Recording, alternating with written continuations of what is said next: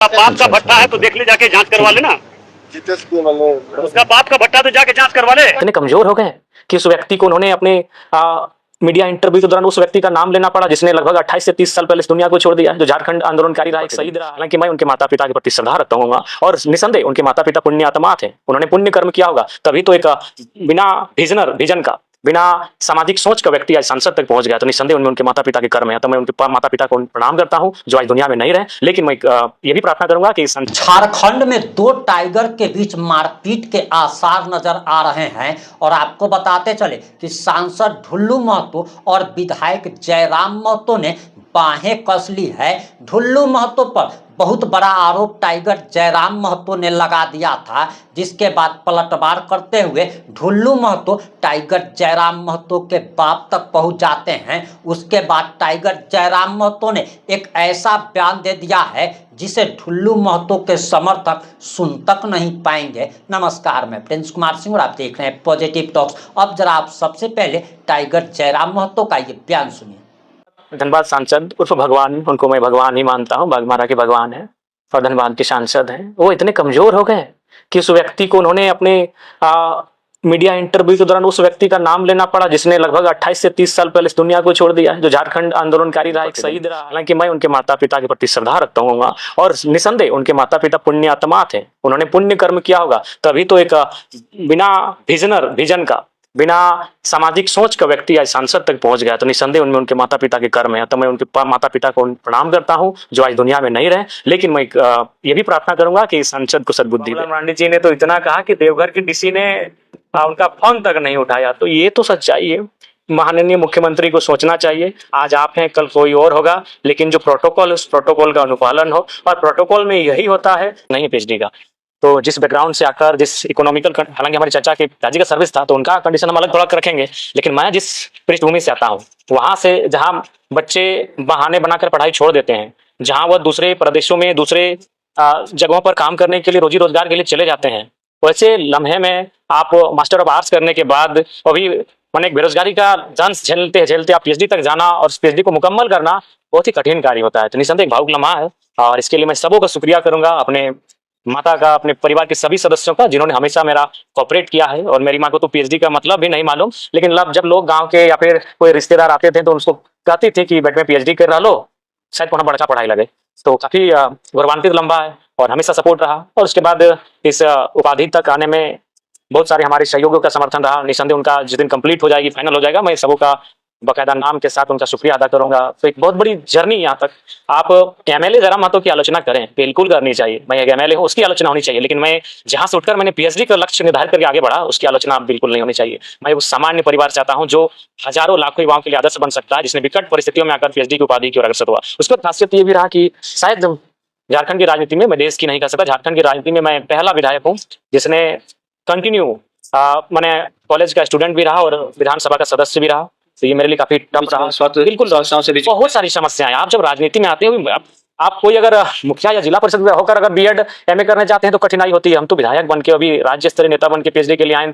दो मेरा सबमिशन विधायक बनने से पहले हुआ था, 2 सबमिशन मेरा विधायक बनने के बाद हुआ, और एक जो अंतिम होगा, जिसको भाईवा कहेंगे, एक्सटर्नल कहेंगे, उस दिन अखबारों के माध्यम से और तमाम नोटिफिकेशन के माध्यम से ये पूरे राज्य को सूचना दे दी जाएगी कि जयराम कुमार महतो ने इस विषय के इन गाइड के नेतृत्व में पीएचडी की उपाधि प्रदान की, हासिल की।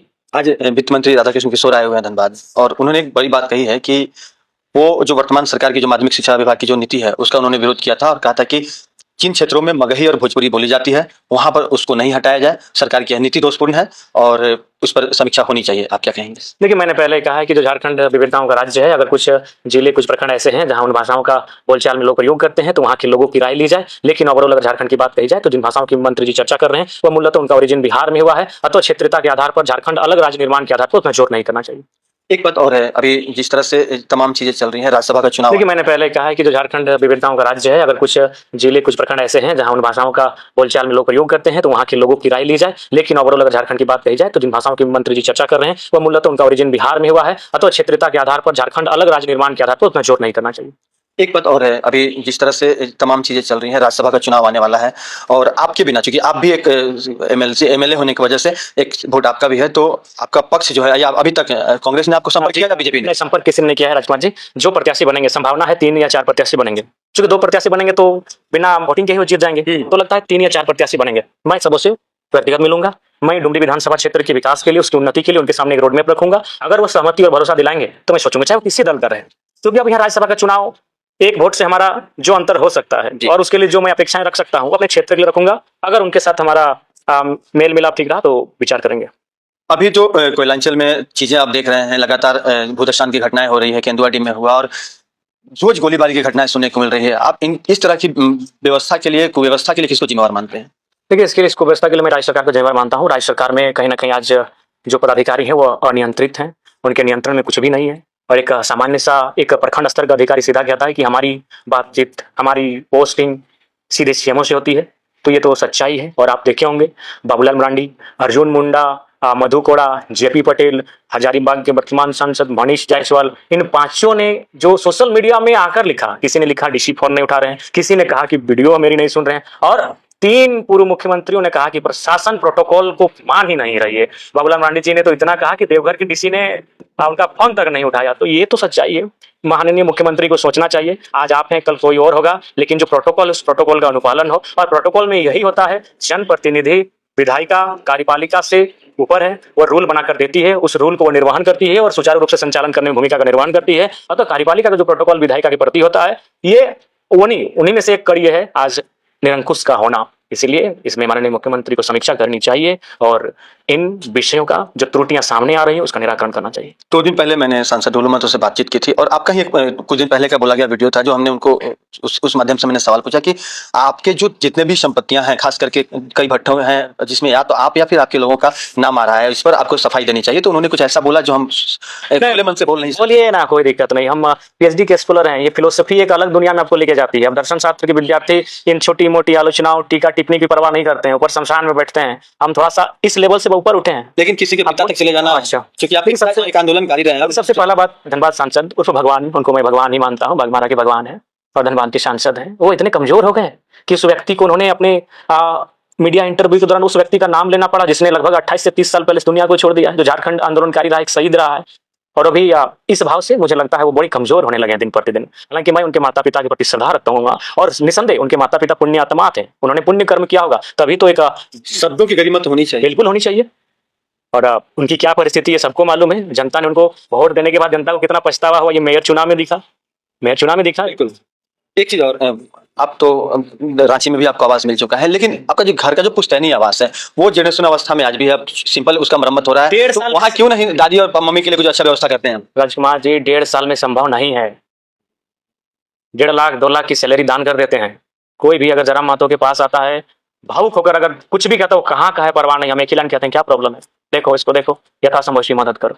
वो कहीं का रहे, दूसरे लोग भी मदद करते हैं, अपने क्षेत्र और अपने कार्यकर्ताओं की करते हैं। मेरे पास कोई रैंडमली भी आता है। अभी एक पाकुड़ की बहन वहां से फोन की, बोली पटना में कहीं एडमिट है। बोले दीदी क्या कर सकते हैं, बोला कोई सहयोग करिए। हमने तुरंत उनको फोन पे 12,000 रुपए भेजे। तो जरा मातो ये सिर्फ इसलिए कर पा रहा है क्योंकि लोगों ने उसे जिताया है, वो उस पृष्ठभूमि से आता है। तो संभव नहीं कि 1.5 साल में हम अपना घर बना पाएंगे, लेकिन ऐसा नहीं कि हम घर नहीं बनाएंगे, बनाएंगे। हम अपना आकार भी बढ़ाएंगे, हम अपनी आर्थिक स्थिति भी बढ़ाएंगे, क्योंकि अगर हम मजबूत होंगे तभी मेरे कार्यकर्ता मजबूत होंगे, मेरे लोग मजबूत होंगे। इसलिए अभी नाजुक लम्हा है। इस नाजुक लम्हे में मैं अपने निजी मकान के बारे में नहीं सोच पा रहा हूँ, लेकिन ऐसा नहीं कि सब दिन ऐसा रहेगा। जरूर गरीब पैदा हुए हैं, लेकिन आज अब गरीब नहीं रहे, अब हम लोग भी अच्छी स्थिति में रहेंगे। लेकिन अभी तुरंत बना पाना संभव नहीं, उसके लिए हमें बहुत सारे ऐसे कार्य करने होंगे जो अनैतिक होंगे और मैं नहीं करना चाहता हूँ। अब आपकी क्या प्रतिक्रिया, अपनी प्रतिक्रिया जरूर दीजिएगा। जुड़े रहे हमारे साथ। जय हिंद, जय भारत।